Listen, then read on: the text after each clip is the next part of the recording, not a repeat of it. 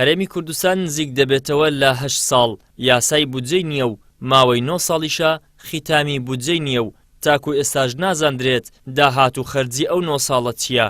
بەهۆیەشەوە تووشی چەندین کێشە بۆتەوە، لەوانە پلەڕاگرتن و بەرزکردنەوەی فەرمانبەران و کێشەی مامۆستایانی وانەبێژ و گرێبەست و چەندین کێشەی دیکە.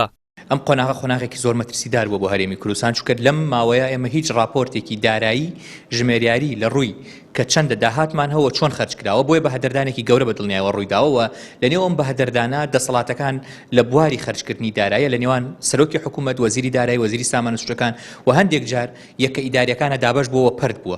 بۆیە ناتوانرێ مامەڵەیەکی تەندروست بکرێت لەگەڵ واقعی ئابووری هەرێمی کوردستانەوە خەمڵانێ کورێ بزانین ئێمە چیمان هەبووە چۆن خەرجمان کردووە. بۆیە ئەوەی کە ئێستا ئەیبینین لە ناڕەزایەتی لە گلەی لە نێوان هێزە سیاسیەکان، لە نێوان هاوڵاتیانە، لە نێو پەرلەمانتارانە بەشێکی گەڕێتەوە بۆی کە ئێمە یاسای بودجەمان لە هەرێمی کوردستانە نەبووە و کۆمەڵێک کەموکرتی گەورە بە دوای خۆیانێ. کاتێک یاسای بودجەت نییە بە دڵنیاییەوە قەیرانی یاسایی دروستە بێ، قەیرانی سیاسی دروستە بێ، قەیرانی کۆمەڵایەتی بە دوای خۆیانێ، قەیرانی ئابووری و دارایی و ژمێریاری و کارگەڕی بە دوای خۆیانێ.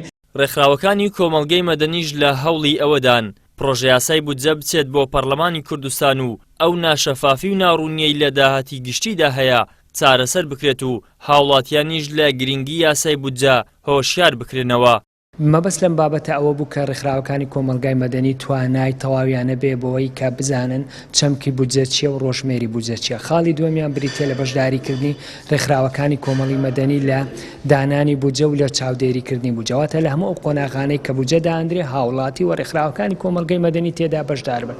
بەشێکی تر ئێمە و هاوڕێکانمان باسمان لەوە کرد کە فشار لەسەر دەسەڵاتی جێبەجێکردن بکرێ بەوەی کە بودجە ئامادە بکە و بینێرێتە پەرلەمانی کوردستان. لە نوێترین پێشاتدا وەزارەتی دارایی و ئابووری ڕایگەیاندووە لەگەڵ سەرجەم وەزارەت و دەستەکان جگە لە وەزارەتی سامانە سروشتیەکان کە داتای پێویستی نەبووە کۆتایی بە گفتوگۆ لەسەر پرۆژە یاسای بودجەی ساڵی 2022 هێناوە. ئیدریس محەممەد، کەناڵی ئاسمانی پێام، هەولێر.